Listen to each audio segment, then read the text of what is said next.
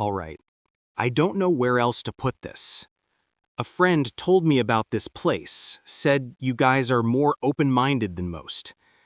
I need to get this out, to write it all down, because I feel like I'm either going insane or I'm in some kind of serious trouble. Maybe both. It started, or I should say I first noticed it, when I was about 16. We lived in the same apartment my whole life, an old pre-war building, the kind with thick walls, high ceilings, and a layout that felt like it was designed by someone who hated straight lines. My room was at the end of a long, narrow hallway that branched off from the main living area.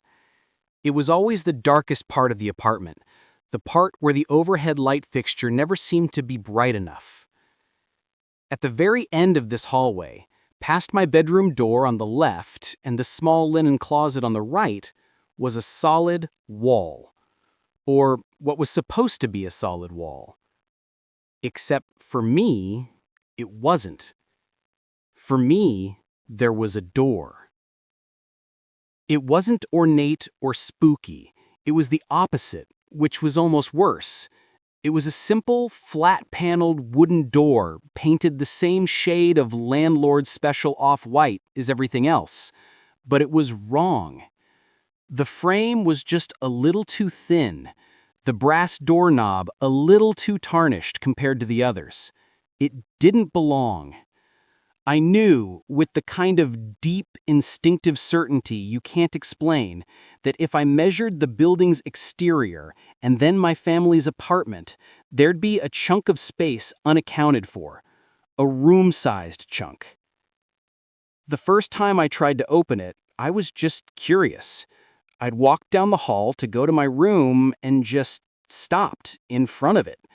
My hand reached out, my fingers wrapping around the cool, smooth metal of the knob. It was real. It felt solid under my palm. Before I could turn it, my mom's voice cut through the quiet from the kitchen. "Honey, dinner's almost ready. What are you doing back there?" "I'm just coming," I called back, my hand still on the knob. She heard her footsteps, the soft shuffle of her slippers on the hardwood floor. She came around the corner, and her smile faltered for a fraction of a second.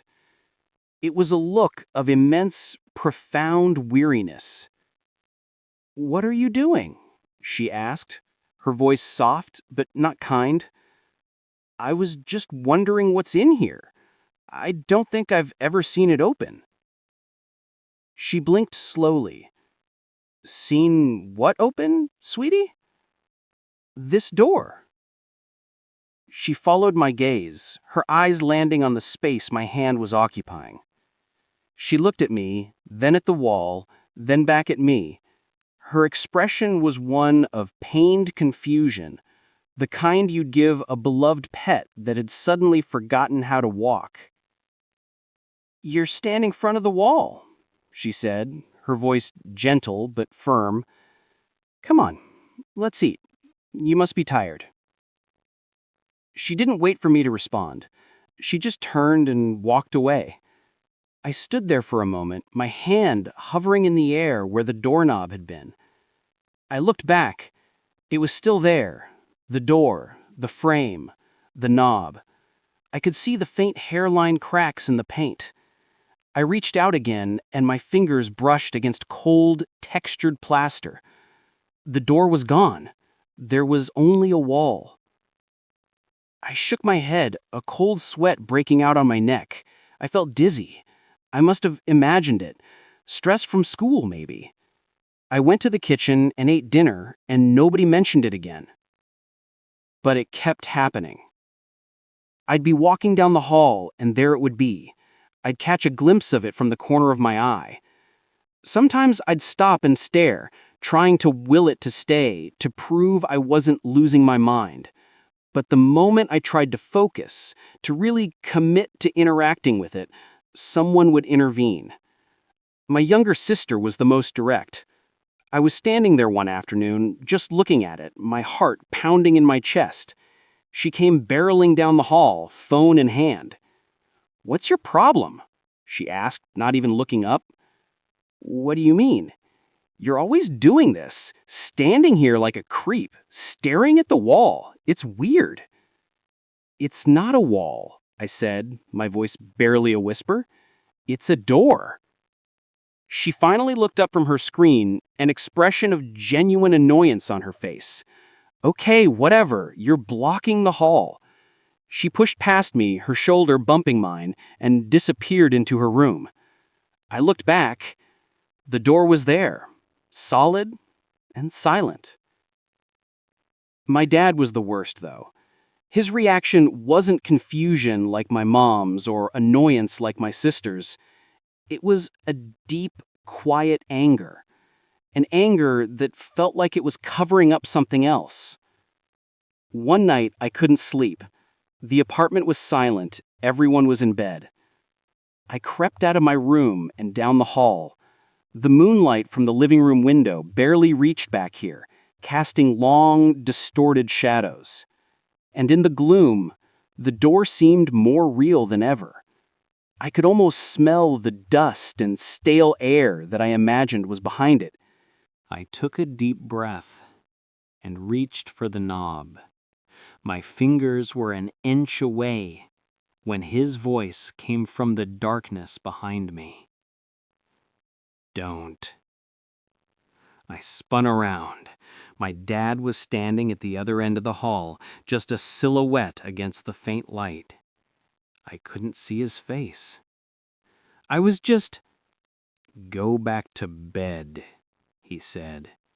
His voice was flat, devoid of any emotion, but it carried a weight that made my blood run cold. "There is nothing there for you." "But I see it," I pleaded, my voice cracking. "Dad, there's a door here." "There is a wall," he said, and he took a step forward. "You're tired. Your mind is playing tricks on you. Go to sleep now." I didn't argue. There was something in his tone that told me this was not a discussion. I scurried back to my room and lay in bed, my body trembling. I had never seen him like that. It wasn't just a father telling his son to go to bed. It felt like a guard warning a prisoner away from the fence. That's when I started hearing the sounds. At first, it was so faint I thought it was the pipes or the neighbors upstairs, a soft scratching like a mouse behind the plaster. But it was always coming from the same spot, from behind the door. Then the scratching became more frantic, more intentional, like fingernails dragging down a wooden surface. I'd lie awake at night, my ear pressed to my own bedroom wall, trying to make sense of it. I'd told myself it was rats. Big ones. But I knew it wasn't. One evening, while I was doing homework, I heard it. A voice. It was muffled, indistinct, but it was unmistakably human. A cry. A short, desperate sob that was cut off abruptly. I shot out of my chair and ran into the hall. The door was there, stark and white under the dim light. I pressed my ear against it, my whole body shaking. Silence. "Did you hear that?" I yelled, my voice echoing in the apartment. My mom appeared from the living room, a book in her hand. "Did you hear what, honey? You shouted. A cry, it came from in here." I slapped my hand against the flat surface of the door. She sighed, that same tired look on her face. "There's no in here. It's Mr. Henderson's apartment on the other side of that wall. He's a 90-year-old man. Maybe he had the television on." "It didn't sound like a TV," I insisted. "It sounded like someone was hurt." My dad came and stood next to her. He looked past me at the wall, and his jaw was tight. "Knock it off," he said, his voice low. "You're scaring your mother." "I'm not trying to scare anyone. I'm telling you what I heard." The sounds became more frequent after that. The pleading was clearer. "Help me," it would whisper, a thin, reedy voice that seemed to seep through the wood. Sometimes it was a man's voice, sometimes a woman's, sometimes it sounded like a child. I was the only one who heard it. I tried to record it on my phone, but all I ever got was static and the low hum of the building. I was becoming a ghost in my own home. I lost weight. I stopped talking much at dinner. I spent most of my time in my room with headphones on, trying to block out the whispers from the end of the hall. My family started treating me like I was made of glass.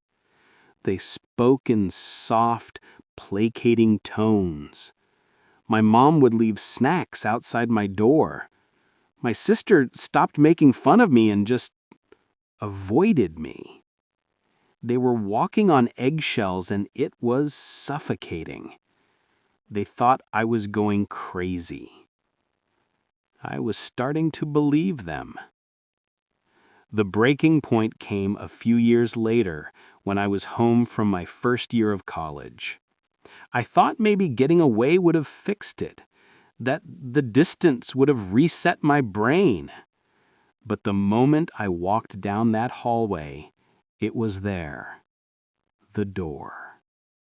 It was like it had been waiting for me, and that night, the sounds were worse than ever. It wasn't just whispers anymore. It was screaming, a high, thin shriek of pure terror that went on and on.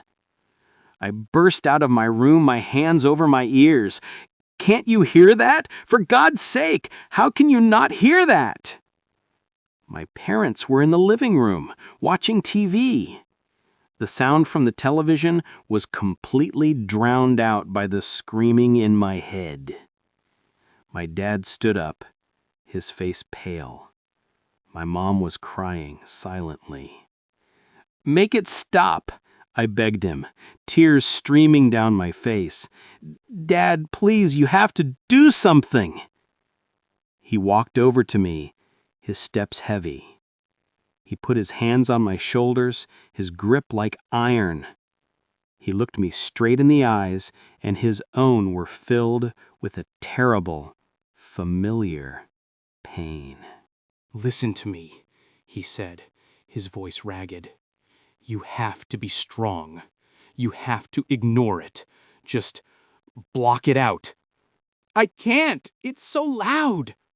And then he said the words that changed everything.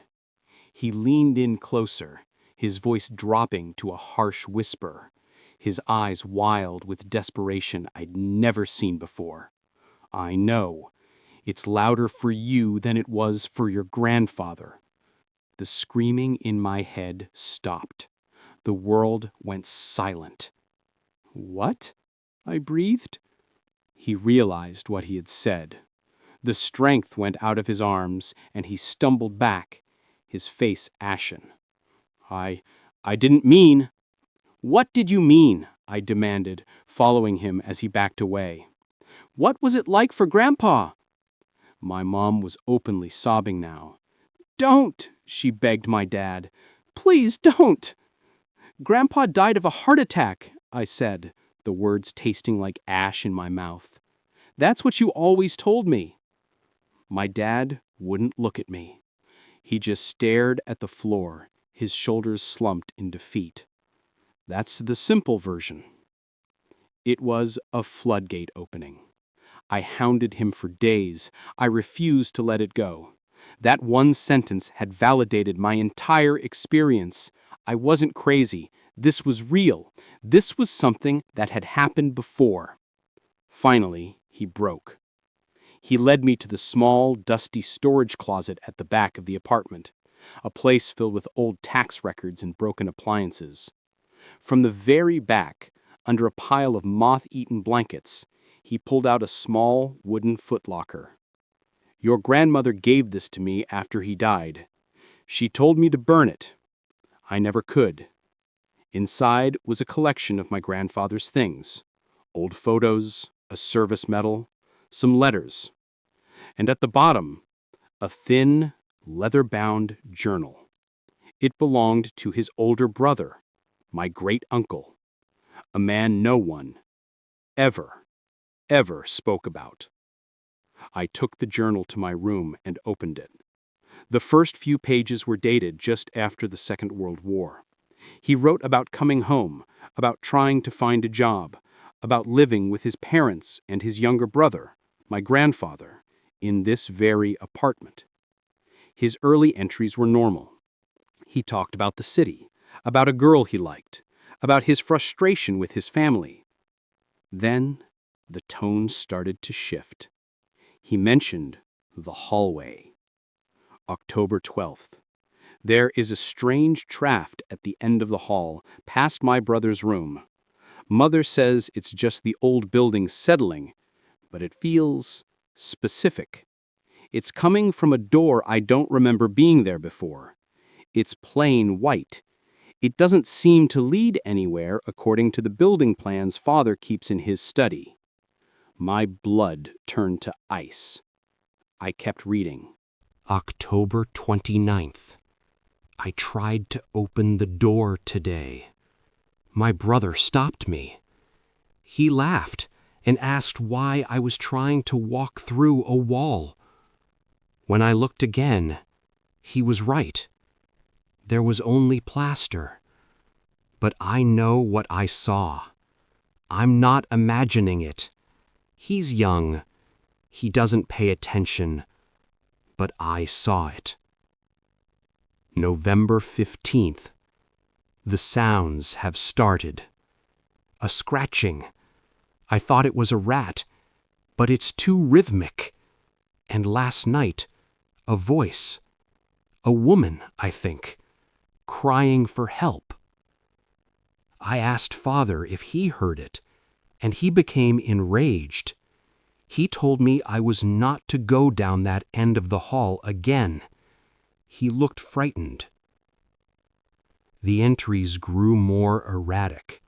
His handwriting, once neat and controlled, became a frantic scrawl. He described the same whispers, the same pleas for help. He wrote about his family's denial, their insistence that he was ill, that the war had done something to his mind. December 7th. They think I am mad. They talk about me when they think I cannot hear. They want to send me away. But I am not mad. There is someone trapped in that room. I hear them every night. They beg me to let them out.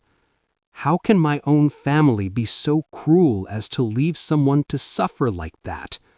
They are the mad ones, not I. December 21st. It is so loud now. The screaming. It never stops. I cannot eat. I cannot sleep.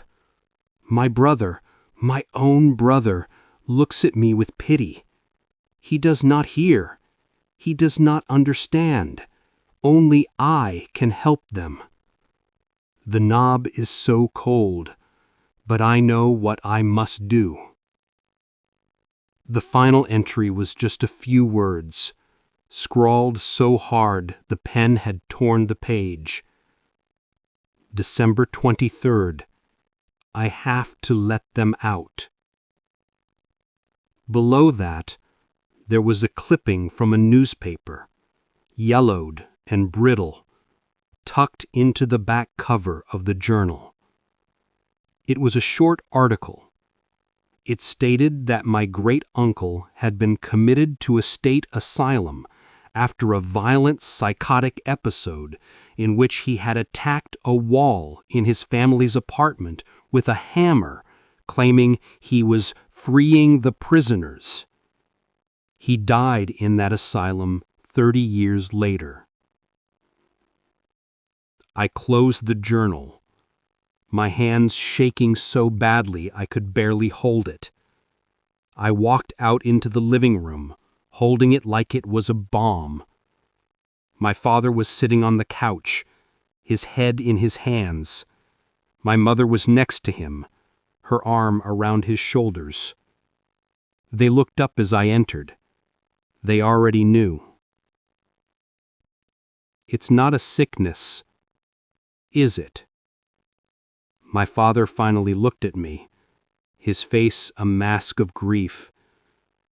No, he said. It's worse. It's a thing, a burden. It attaches to one person in our family, each generation. It seems to choose the sons. It chose my uncle. It chose my father. And now, it's chosen you. He told me everything. He said his father, my grandfather, had seen the door too, heard the sounds, but after seeing what happened to his brother, he chose a different path. He spent his entire life ignoring it. He drank heavily. He was a cold, distant man. He lived in a constant state of managed terror, fighting a battle no one else could see. The stress, my dad said, is what really killed him. Not a heart attack. A lifetime of listening to the screams behind the door had just worn his body out. It's a parasite, my dad whispered, his eyes pleading with me. It feeds on attention. The more you focus on it, the more you listen, the stronger it gets, the louder it gets. Your great-uncle tried to fight it, to open the door. It consumed him. Your grandfather ignored it, and it poisoned him from the inside out. I've been lucky. It skipped me. I've never seen it, never heard it. All I could do was watch my father suffer and pray it wouldn't come for my son. He broke down then, a lifetime of fear and guilt pouring out of him. You have to be stronger than them, he sobbed. You have to live your life so fully, so loudly that you drowned it out. You have to forget that hallway even exists. Please, you have to be the one to starve it, to let it die. Just live your life and don't look back. I listened to all of it. I heard his words, I saw his tears, and a part of me, the logical, educated part, rejected it all. A curse? A generational parasite? It sounded like something from a fantasy novel. The more plausible explanation was so much simpler, and in its own way sadder. My great-uncle had a severe mental illness. The trauma of it created a shared delusion, a piece of family folklore passed down through fear and suggestion. My grandfather likely had his own struggles, and my dad's anxiety manifested as this protective, frantic denial. And me, I was just the next in a line of men with a genetic predisposition to schizophrenia. That's what I chose to believe. It was the only sane option. I told them I needed to get away. Not from them, but from the apartment, from the environment. I needed a fresh start, a place with no history, no dark hallways. My dad argued, begged me to stay where he could help, but I knew I couldn't. Staying felt like accepting the curse was real. Leaving felt like choosing sanity. I got a good job in a city 1,000 miles away. The move was a blur of boxes and goodbyes. The last time I saw my dad, he hugged me so tightly I could barely breathe. "Be strong," he whispered in my ear. "Don't listen." My new apartment is nothing like my old one. It's a modern high-rise, Clean lines, lots of natural light. Brand new everything. For the first 2 months, it was perfect. It was quiet. Blissfully, wonderfully quiet. I slept through the night for the first time in years. I was starting to feel normal. I was convinced I had made the right choice. I had escaped the family madness. Last night, I finished unpacking the last of my boxes. I had set up my office in the second bedroom. It was late, and I was walking from the office to the kitchen to get a glass of water. The main living area is open plan, but there's a short hallway that leads to the master bedroom and bathroom. It's a small, functional space, a blank canvas. And at the end of it, where there is supposed to be a solid, featureless wall, there is a door. I stopped dead, the empty glass slipping from my hand and shattering on the floor. It's the same door. The same exact one. Plain, flat-paneled, painted a slightly too bright shade of white that doesn't quite match the rest of the trim. The same tarnished brass knob. It wasn't the apartment. It was never the apartment. It's me. I brought it with me. I stood there for what felt like hours. My bare feet just inches from the broken glass, my eyes fixed on the impossible door. My dad's words echoed in my head. It attaches to one person. My phone buzzed in my pocket. It was my dad, a text message, just checking in. Everything okay? I couldn't answer. I couldn't move. Slowly, shakily, I took a step forward and another. I stood before it, the impossible architecture of my personal hell. I could feel a faint, cold draft seeping from under it. My dad begged me to be strong, to ignore it, to live my life and starve it out. My great-uncle's diary proved the cost of trying to fight it. But they never considered a third option. Not fighting it, not ignoring it. Accepting it.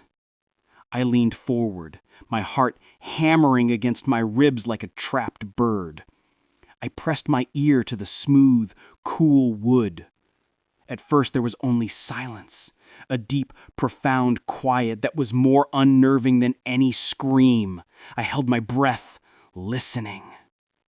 And then I heard it. A faint scratching and a whisper. So close, it felt like it was on the other side of my own skin. Help me. My father begged me to be strong enough to ignore it. My grandfather was strong enough to ignore it, and it broke him. My great-uncle was strong enough to fight it, and it destroyed him. I don't know if I'm strong. All I know is that for the first time in my life, there's no one here to tell me to stop. The story may be over, but the whispers continue. Subscribe for the next tale.